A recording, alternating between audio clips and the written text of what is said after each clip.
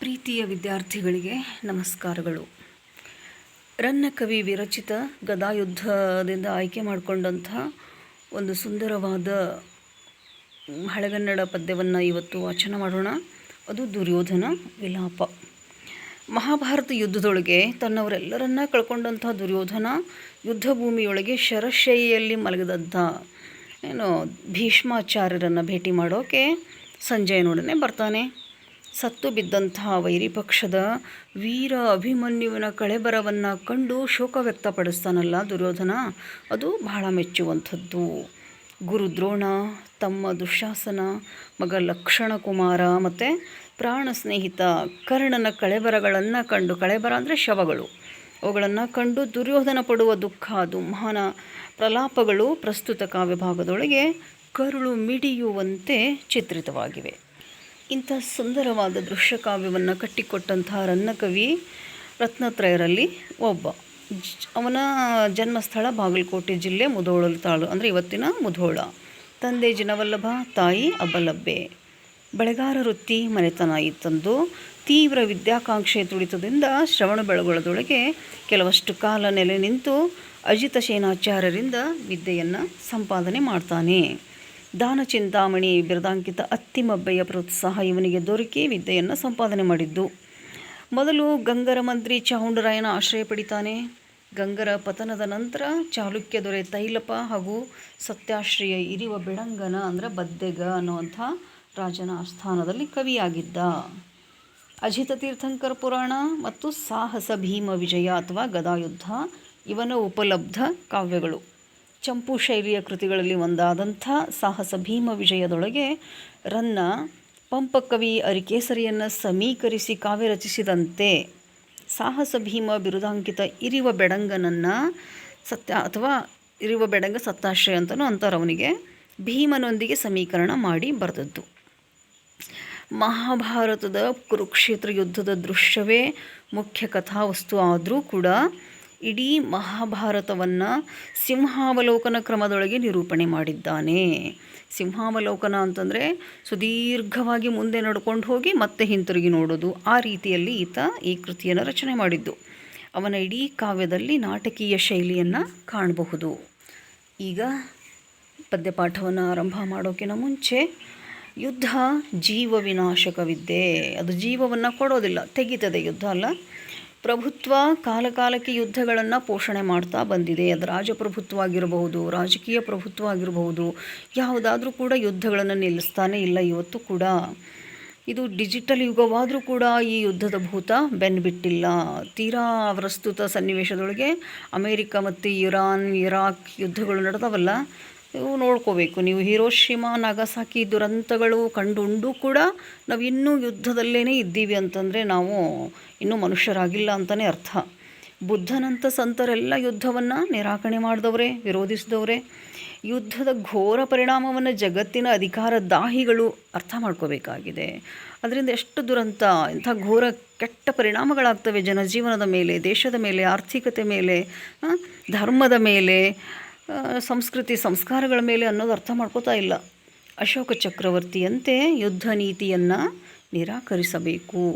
ಕಳಿಂಗ ಯುದ್ಧದ ನಂತರ ಅಶೋಕ ಚಕ್ರವರ್ತಿ ಹೇಗೆ ಶಸ್ತ್ರ ಸನ್ಯಾಸವನ್ನು ತಗೊಂಡಲ್ಲ, ಹಾಗಾಗಬೇಕು. ಎಲ್ಲರ ಮನಸ್ಸು ಶಾಂತಿಯತ್ತ ವಾಲಬೇಕು.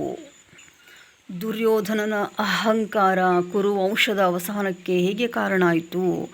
ಅಹಂಕಾರ ಸರ್ವನಾಶಕ್ಕೆ ಕಾರಣ ಅನ್ನಲಿಕ್ಕೆ ಈ ದುರ್ಯೋಧನ ಮಾಡಿಕೊಂಡಂಥ ಎಡವಟ್ಟು ರಣರಂಗ ಕುರುಕ್ಷೇತ್ರ ಮಹಾಭಾರತ ಯುದ್ಧವೇ ಸಾಕ್ಷಿಯಾಗಿ ನಿಲ್ತದೆ. ಯುದ್ಧದೊಳಗೆ ತನ್ನವರೆಲ್ಲರನ್ನ ಕಳ್ಕೊಂಡಂಥ ದುರ್ಯೋಧನ ಏಕಾಂಗಿಯಾಗಿದ್ದಾನೆ. ಈಗ ದುಃಖ ತಪ್ತನಾಗಿದ್ದಾನೆ. ಯಾಕೋ ಮನಸ್ಸು ತುಂಬ ಘಾಸಿಗೊಂಡಿದೆ ಆತಂದು. ತಾತ ಭೀಷ್ಮಾಚಾರ್ಯರನ್ನು ನೋಡಬೇಕು, ಆಶೀರ್ವಾದ ಪಡ್ಕೋಬೇಕು ಅನ್ನೋ ಹಂಬಲ ತುಡಿತ ಹೆಚ್ಚಾಗಿ ವಿದುರನ ಮಗ ಸಂಜಯನನ್ನು ಕರ್ಕೊಂಡು ಅವನ ಹೆಗಲ ಮೇಲೆ ಕೈ ಇಟ್ಕೊಂಡು ಕುರುಕ್ಷೇತ್ರ ನಡೆದಂಥ ಒಂದು ರಣರಂಗ ಕ್ಷೇತ್ರಕ್ಕೆ ದುರ್ಯೋಧನ ಬಂದು ನಿಂತಾನೆ. ಅದು ಎಂಥ ದೃಶ್ಯವನ್ನು ಕಾಣ್ತಾನೆ ಮೊದಲಿಗೆ ನೋಡ್ರಿ. ಉಡಿದಿರ್ದ ಕೈದು ನೆತ್ತರ ಕಡಲೊಳ್ ಅಡಿಗಡಿಗೆ ತಳಮನರ್ಚುತ್ತಿರೆ, ಕಾಲಿಡಲೆಡೆ ಒಡೆಯದೆ ಕುರುಪತಿ ಧಡಿಗ ವೆಣಂಗಳನೆ ಮೆಟ್ಟಿ ಮೆಲ್ಲನೆ ನಡೆದಂ. ಮುರಿದು ಬಿದ್ದಂತಹ ಆಯುಧಗಳು, ಥರ ಸೋರ್ತಾ ಇದ್ದಂಥ ಹೆಂಗೆ ಕಾಣಿಸ್ತಿತ್ತಲ್ಲಿ ರಕ್ತ ಅಂತಂದರೆ ಒಂದು ದೊಡ್ಡ ಕಡಲು ಸಮುದ್ರನೇ ಹರಿತಾ ಇದೆ ಏನೋ ರಕ್ತದ ಸಮುದ್ರ. ಆ ರೀತಿಯ ರಕ್ತದ ಸಮುದ್ರದಲ್ಲಿ ಕಾಲಿಟ್ಟೆಡೆಗಳಲ್ಲೆಲ್ಲ ಅಡಿಗಡಿಗೆ ಅಂದರೆ ಕಾಲಿಟ್ಟಲ್ಲೆಲ್ಲ ಏನು ಚುಚ್ತಿದ್ವು, ಆ ಆಯುಧಗಳ ಮೊನೆಗಳೇ ಅವನ ಪಾದವನ್ನು ಚುಚ್ತಾ ಇದ್ವು. ಕಾಲು ಎಲ್ಲಿಡಬೇಕು, ಕಾಲಿಡಲೆಡೆ ಒಡೆಯದೆ, ಕಾಲು ಎಲ್ಲಿಡಬೇಕು ಅಂತ ತಿಳಿಯದೆ ಒಂದಿಷ್ಟು ಜಾಗ ಇರಲಿಲ್ಲ ಕಾಲಿಡೋಕ್ಕೆ. ಕುರುಪತಿ ಅಂದರೆ ದುರ್ಯೋಧನ ಧಡಿಗ ವೆಣಂಗಳನೆ ಮೆಟ್ಟಿ ಮೆಲ್ಲನೆ ನಡೆದಂ. ದೊಡ್ಡ ದೊಡ್ಡ ಗಾತ್ರದ ರಾಕ್ಷಸ ಗಾತ್ರದ ಹೆಣಗಳು ಸತ್ತು ಬಿದ್ದಿದ್ವಲ್ಲ, ಉಬ್ಕೊಂಡ್ಬಿಟ್ಟಿದ್ವು. ಅವು ಸತ್ತು ಎಲ್ಲ ಪ್ರಾಣಿಗಳು ಸತ್ತಿದ್ವು, ಮನುಷ್ಯರು ಸತ್ತಿದ್ರು. ಆ ಹೆಣಗಳ ರಾಶಿಗಳ ಮೇಲೇ ಕಾಲುಗಳನ್ನು ಇಟ್ಟು ಅವುಗಳನ್ನೇ ಮೆಟ್ಟಿ ಆ ಹೆಣಗಳನ್ನು ಮೆಟ್ಟಿ ಮೆಲ್ಲನೆ ಕುರುಪತಿ ಮುಂದೆ ಸಾಗ್ತಾನೆ. ಇಲ್ಲಿ ಶಬ್ದಗಳು ನೋಡ್ರಿ. ಉಡಿದಿರ್ದ ಮುರಿದ, ಕೈದು ಆಯುಧ, ತಳ ಪಾದ, ಉರ್ಚು ಚುಚ್ಚು, ಧಡಿಗವೆಣ ಧಡಿಗ ಅಧಿಕ್ ಪೆಣ ಭಾರಿ ಹೆಣ. ಇಲ್ಲಿ ಪಕಾರಕ್ಕೆ ಹಕಾರವನ್ನು ನಾವು ಗಮನಿಸಬೇಕು. ಇವ ಶೈಲಂಗಳನ್ನು ಏರಿ ರುಧಿರ ಸ್ರೋತಂಗಳಂ ದಾಂಟಿ ಇಭದೋರ್ ನೀಲ ಲತಾ ಪ್ರತಾನ ವಿಪಿನ ವ್ರಾತಂಗಳೊಳ್ ಸಿಲ್ಕಿ ಭರಂಗೈ ದೈರ್ ಆರೈದಿ ಸಂಜಯ ಶಿರಸ್ಕಂಧಾವಲಂಬಂ ಕುರುಪ್ರಭು ಕಂಡಂ ಶರಜಾಲ ಜರ್ಜರಿತ ಗಾತ್ರ ತ್ರಾಣನಂ ದ್ರೋಣನಂ. ಬೆಟ್ಟದ ಗಾತ್ರದ ಆನೆಗಳ ಹೆಣಗಳನ್ನು ಏರಿ ಇಭಶೈಲ ಬೆಟ್ಟದ ಗಾತ್ರದ, ರುಧಿರ ಸ್ರೋತಂಗಳಂ ದಾಟಿ ರುಧಿರ ರಕ್ತದ ನದಿ, ಸ್ರೋತ ಅಂದರೆ ನದಿ, ಹಂಗೆ ನದಿ ಥರ ರಕ್ತ ಹರಿತಾ ಇತ್ತಲ್ಲ, ಅವುಗಳನ್ನು ದಾಟಿ ಇಭದೋರ್ ನೀಲ, ಇಭದೋ ಅಂತಂದರೆ ಆನೆಯ ಸೊಂಡಿಲು, ನೀಲಲತಾ ಕಪ್ಪು ಬೆಳ್ಳಿಯಂತೆ ಆನೆಯ ಸೊಂಡಿಲುಗಳು ಒಂದಕ್ಕೊಂದು ತಳ್ಕಂಬಳ್ಕ ಬಿದ್ದು ಅವುಗಳ ದೊಡ್ಡ ಪ್ರತಾನ ಗುಂಪು. ರಾತ ಅಂದರೂ ಕೂಡ ಗುಂಪು, ಪ್ರತಾನ ಅಂದರೂ ಗುಂಪು. ಉರದೆ ಲೆಕ್ಕಿಸದೆ ಸಂಜಯನ ಹೆಗಲ, ಸ್ಕಂಧ ಅಂದರೆ ಹೆಗಲು, ಸಂಜಯನ ಹೆಗಲನ್ನು ಆಶ್ರಯಿಸಿ ಕುರುಪ್ರಭು ಮುಂದೆ ನಡೆದಾಗ ಏನನ್ನ ಕಂಡ, ರಕ್ಷಾ ಕವಚವನ್ನು ತೊಟ್ಟ ದೊಡ್ಡ ಗಾತ್ರದ ದೊಡ್ಡ ದೇಹದ ಗುರುದ್ರೋಣರನ್ನು ಕಂಡ. ಇಲ್ಲಿ ಶಬ್ದಾರ್ಥ ನೋಡ್ರಿ.